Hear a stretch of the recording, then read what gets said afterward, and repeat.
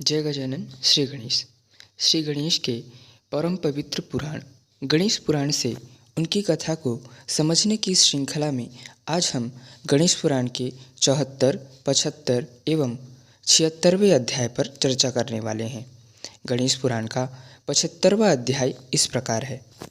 व्यास जी बोले कि हे पितामह, तदंतर देवराज इंद्र से संकष्टी चतुर्थी के परम पवित्र व्रत कथा को सुनने के बाद राजा सूरसेन ने क्या किया।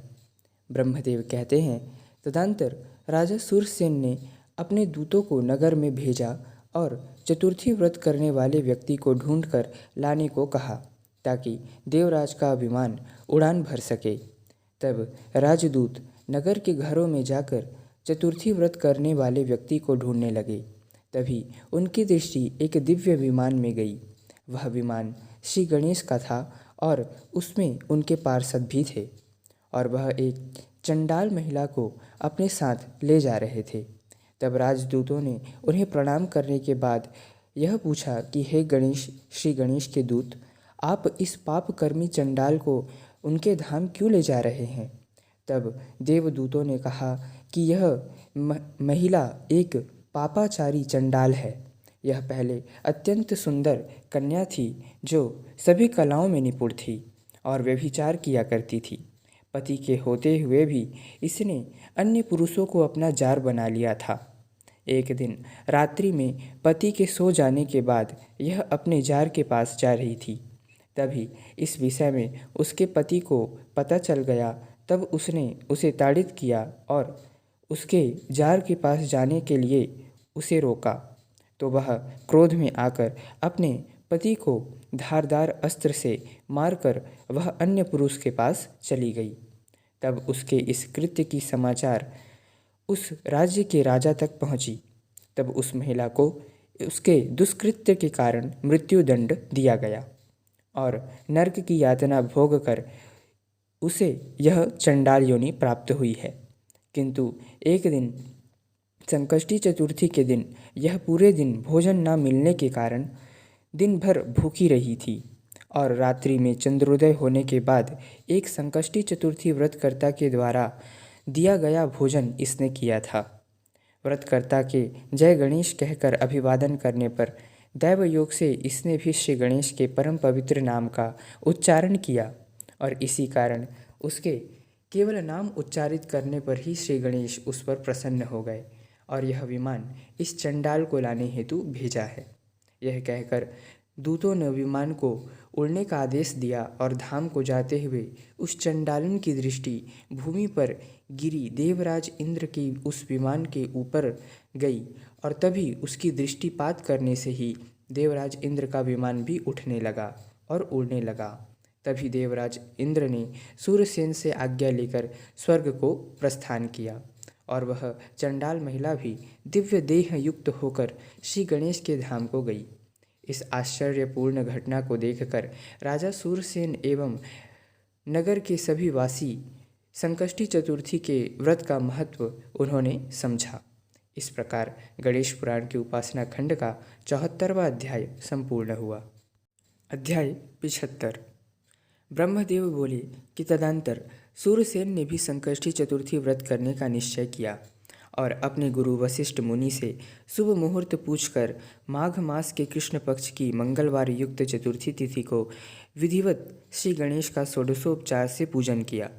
तब इस पुण्य के कारण श्री गणेश ने सूरसेन को अपने धाम लाने हेतु भी विमान भेजा। तब उस प्रजापालक राजा सूरसेन ने अपनी प्रजा को भी साथ ले जाने का आग्रह देवदूतों से किया। तब विमान सभी को लेकर श्री गणेश के धाम को जाने को उद्यत हुई और वह उड़ने लगी। तभी वह विमान एक स्थान पर रुक गया। तब दूतों ने कहा कि इस विमान में एक पापी कुष्ठी व्यक्ति बैठा हुआ है, उसे उतारो, यही कारण है विमान के रुकने का।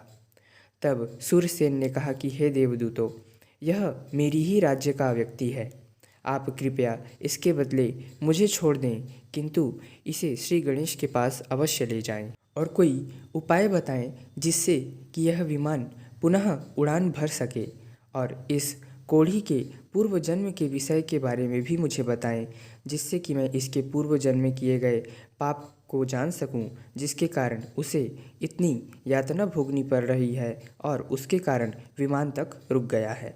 इस प्रकार गणेश पुराण की उपासना खंड का 75वां अध्याय संपूर्ण हुआ। अध्याय 76। श्री गणेश के पार्षदों ने कहा कि हे राजन, यह कोढ़ी व्यक्ति अपने पूर्व जन्म में दूर्व नामक ब्राह्मण के घर उसके पुत्र के रूप में जन्म लिया था। इसका नाम बुद्ध था और यह अत्यंत रूपवान था और यह अपने माता पिता का प्रिय पुत्र था, किंतु इसके आचरण अत्यंत निंदनीय थे। यह सदैव वैश्यागमन किया करता था। पत्नी के होते हुए भी यह पर स्त्री गमन किया करता था। सदैव मद्यपान कर वैश्यालय में अपना पूरा समय बिताया करता था। इसने अपने माता पिता एवं पत्नी को भी वैश्या के पास जाने से मना करने के कारण उन्हें मार दिया था। और एक दिन मद्यपान कर कलाभी ऋषि के स्नान करने के लिए चले जाने पर उनकी पत्नी सुलभा के साथ इसने बलात्कार किया और तब उस ऋषि पत्नी ने इसे कुष्ठ रोग से ग्रसित होने का शाप दिया। तब मृत्यु पर्यंत उसने नरक यातना भोग कर इस जन्म में कुष्ठ रोग ग्रसित होकर पीड़ा भोग रहा है। तब उसके इस प्रकार के पाप को सुनकर प्रजापालक सूरसेन ने भी कहा कि हे देवदूत, कृपया बताएं कि इस दुष्ट को किस प्रकार इसके पाप से मुक्त कराकर श्री गणेश के धाम ले जाया जा सके।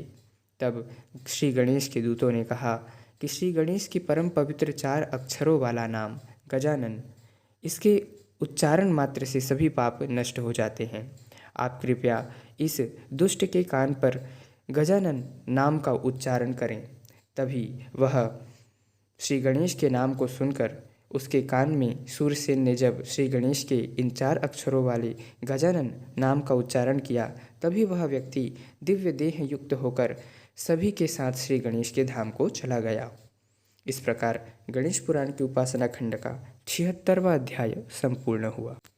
तो इस प्रकार इस कथा के माध्यम से विभिन्न पाप के विषय में हमने जाना कि हमें किसी भी प्रकार का पाप नहीं करना चाहिए, अन्यथा इस कथा में लिखा गया चंडालन एवं कुष्ठी व्यक्ति के पाप के ही समान हमारा भी पाप होगा और इसका परिणाम उतना ही दुखद एवं पीड़ादायक होगा जैसे चंडाल महिला और कुष्ठी व्यक्ति के साथ हुआ।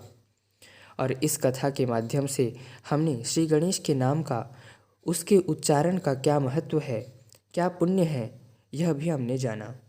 श्री गणेश के हजारों नामों में से एक परम पवित्र नाम है गजानन, जिसे उच्चारित करने से श्री गणेश अत्यंत ही प्रसन्न होते हैं।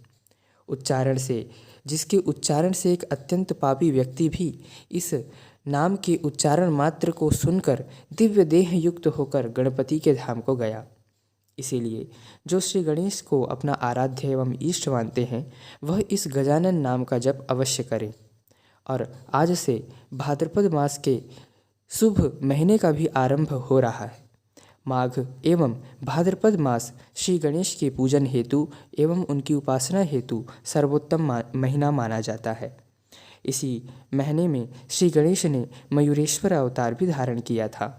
इसलिए प्रत्येक गणेश भक्त अपने स्वेच्छा अनुसार एवं अपनी सामर्थ्यता के अनुसार गजानन इस नाम मंत्र का जप अवश्य करें।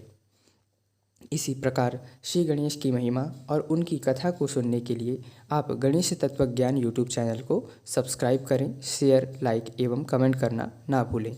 आने वाली वीडियो में भी हम इसी प्रकार श्री गणेश की महिमा को बताते रहेंगे। तब तक के लिए जय गजानन, श्री गणेश।